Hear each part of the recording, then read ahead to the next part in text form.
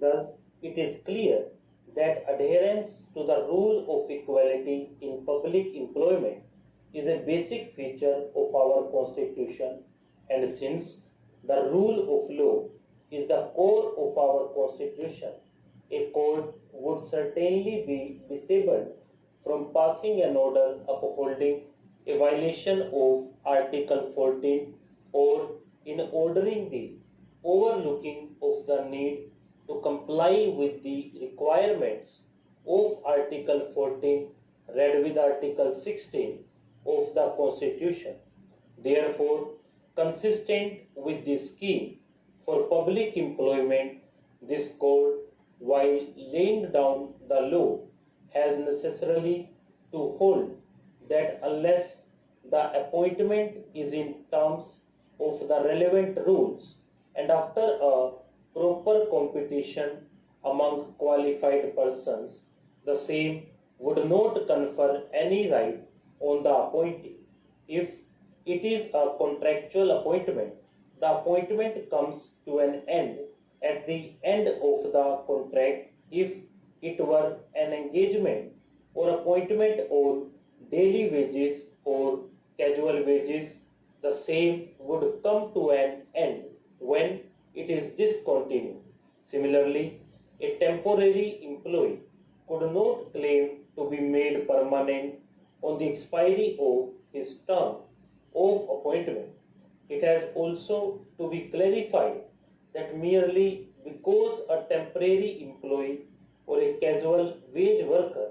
is continued for a time beyond the term of his appointment, he would not be entitled to be absorbed in regular service or made permanent merely on the strength of such continuance if the original appointment was not made by following a due process of selection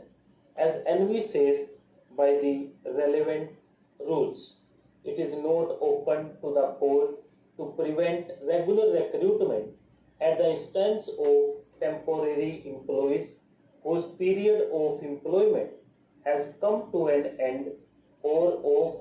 an ad hoc employees who, by the very nature of their appointment, do not acquire any right.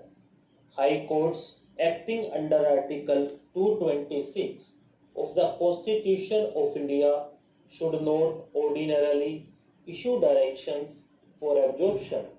regularization, or permanent continuance unless the recruitment itself was made regularly and in terms of the constitutional scheme. Merely because an employee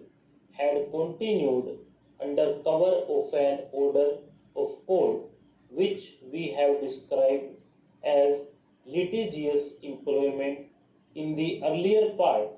of the judgment, he would not be entitled to any right to be absorbed or made permanent in the service. In fact, in such cases, the High Court may not be justified in issuing interim directions since, after all, if ultimately the employee approaching it is found entitled to relief, it may be possible for it to mold the relief in such a manner